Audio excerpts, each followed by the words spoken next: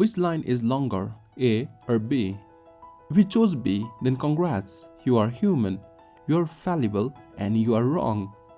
Actually, line A and line B are equal in length. If you had seen this experiment before, you knew the answer. If you hadn't, probably you didn't know the answer. However, now you know the answer. But why do you still see one line longer than the other? Why is that? Let's discuss this in a moment. Now, if you are interested, pause the video, take this test and note down your answers. Are you done? Here's the correct answer. Pause the video to check your answers. So this test evaluated your knowledge about basic global facts. Now calculate your percentage of correct answers. What's your score? If you scored less than 33%, then statistically you scored less than chimpanzees. Ask these questions to chimpanzees and write options A, B and C on each banana. Let them choose one banana. They will choose at random and statistically they will get 33% of answers correct. So why are people so wrong about the world? Why are people worse than chimps on basic global facts? If you think it's because of people's intelligence or education level, then it isn't. Even highly educated people like medical students, university lecturers, scientists, journalists got less correct answers than chimps. The fault is not in not knowing the facts, the fault is in our way of thinking. The irony is that we don't necessarily need to know all the facts to get basic global facts correct. We just need to improve our thinking tools. In the first experiment, either you knew the answer or you didn't. But even after you knew the answer, you still see one line longer than the other. This happens all the time with humans. Even after knowing the new fact, we cling to our old beliefs. Even in light of new evidence, our perspective, our opinion, our worldview doesn't change at all. Our thinking, our worldview has evolved to be overdramatic through millions of years of evolution. Our brain is hardwired with basic instinct that helped our ancestors to survive and thrive in the Sahara. But this very basic survival instinct creates extremely overdramatic worldviews.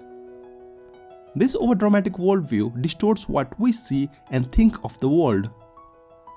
So the book Factfulness is about changing this overdramatic worldview into fact-based worldview.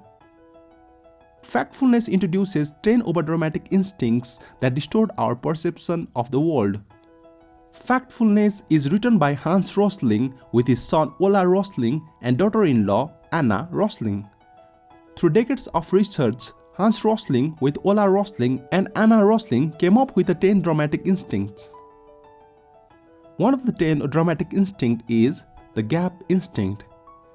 The gap instinct is about our habit of dividing all kinds of things into two extreme, distinct and often conflicting groups. For example, we often divide the 7 billion Earth's population into two extremes. Either they live in developing or developed countries, either they live in poor or rich countries. But in reality, the majority of 7 billion population is right there in the middle, in between developing and developed countries, between rich and poor countries, where the gap is supposed to be. Now, dividing the 7 billion population into either rich or poor countries is extremely misleading and outdated way to look at the world. As a solution, the authors provide an updated worldview.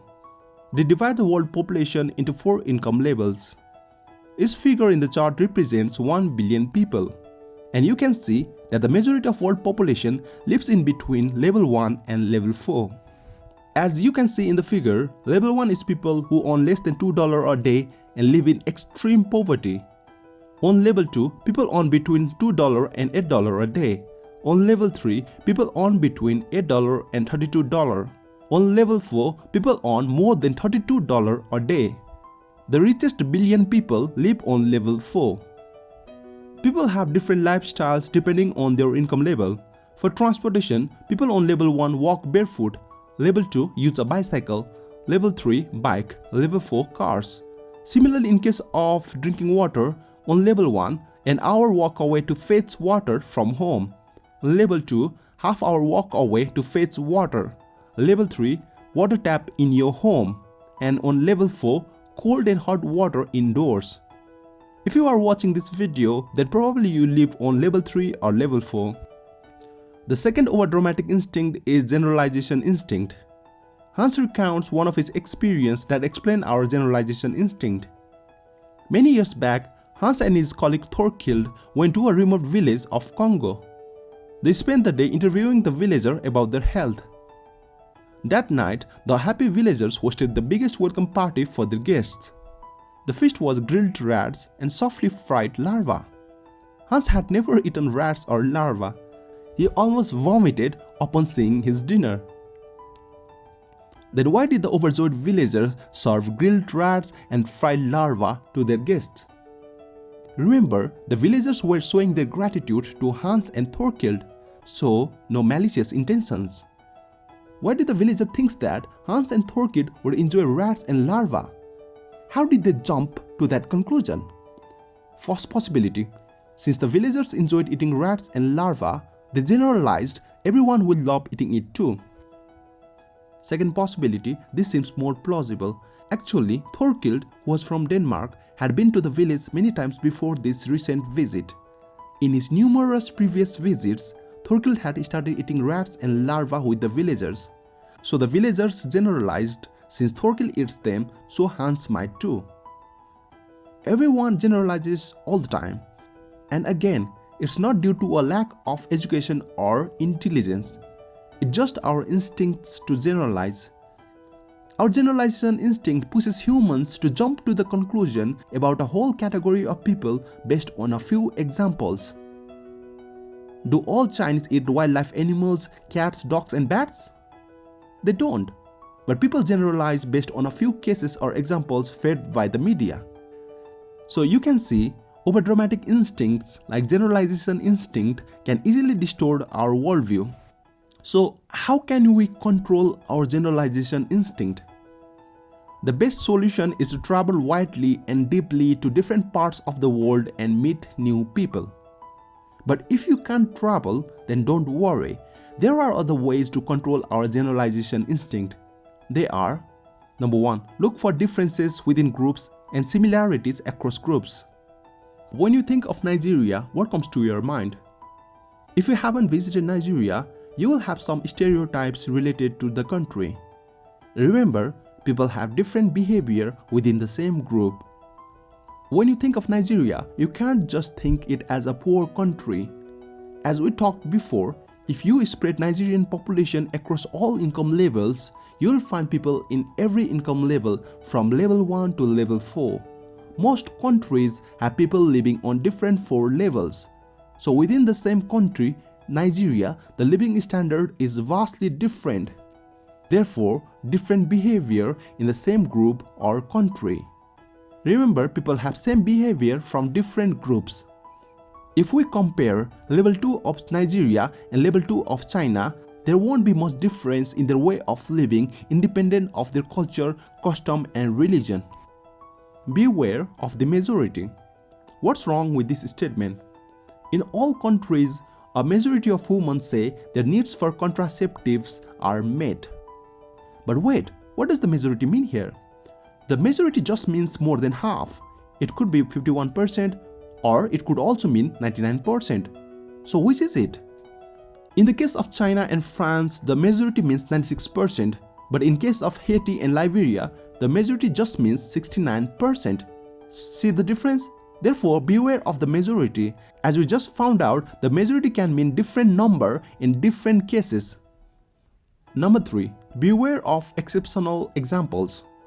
If someone offers you a single example of any group and wants you to draw conclusion, ask for more examples. If you saw some pictures of Bangladesh lifestyle and their culture, you can't draw your conclusion about the country with just few examples or pictures. You have to ask for more examples like picture that reflects their cultures, religion, custom, people from city life, village life, teenage life and so on. Number 4. Assume you are not normal and other people are not idiots. Hans once went to India with his Swedish students. During this trip, one of his students almost lost her life in an accident. The accident occurred during the local hospital visit. On their way out of the hospital, everyone but one student got into the elevator. When the elevator started to close in, the left-out students came rushing in to get into the elevator. As the doors of the elevator were closing in, she stretched her leg out to stop the elevators. But the doors didn't stop. The doors continued to close around the student's leg. She screamed in pain as the elevator started moving upward. But thankfully, someone pushed the emergency button and stopped the elevator. So what happened was that the student generalized that this elevator in India had sensors like all elevators in our country, Sweden. So don't assume that you are normal or your local practice is standard or global. Number 5. Beware of generalizing from one group to another. One day, Hans was buying groceries in the supermarket. Suddenly, he saw a baby in a life-threatening situation. The baby was put to sleep on his back in a stroller. The baby's mother was nearby taking groceries. Hans quickly marched toward the baby. He gently lifted up the baby and put him on his tummy. Then, Hans explained to the baby's mother about sudden infant death syndrome and told her not to put sleeping babies on their backs due to the risk of suffocation from vomiting. But that advice was a fatal mistake. Hans and many doctors and nurses were unaware of it at that time. Actually, putting the baby on their tummy caused more infant death than putting the baby to sleep on their back. This was the classic example of generalization error. This advice to put babies to sleep on their back was generalized from the Second World War.